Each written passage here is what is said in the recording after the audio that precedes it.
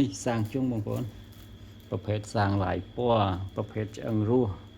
មានຂະຫນາດវែងຂະຫນາດចុងជល់និងຂະຫນາດចុងកដាលចុងកាត់អញ្ចឹងណានេះຂະຫນາດវែងធំអានេះຂະຫນາດកដាលຂະຫນាត់ចុងកាត់ក៏បានຂະຫນាត់កដាលក៏បានដែរដាក់ជល់ក៏បានដែរគាត់ថាចង់បានវែងមែនតើអាមួយនោះមកសរសៃតែ10000ទេបងប្អូនប្រភេទឆ្អឹងរស់នេះឆ្អឹងរស់នេះរស់ងើបឆ្អឹងនេះថ្លៃណា1គីឡូ60000ឆ្អឹងវាហើយយើងចងពីខ្សែត្រេះហើយក្បាលវាយើងបុតអញ្ចឹងយើងបុតយើងដាក់ទៅវាស៊ីគ្នាហ្មងក្បាលបុតណាឃើញវាស៊ីគ្នា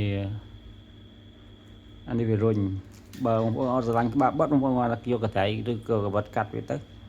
អាហ្នឹងណាមិនវាច្រើនក្បាលបុតនេះគេនិយមប្រើឥឡូវហើយសំខាន់ចងខ្សែត្រេះឡាយពណ៌ស្អាតបងប្អូនអើយ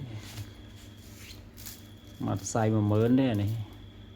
ថ្លៃតែជុំជុលឯងអាຂະຫນາດវែងជាងគេនេះ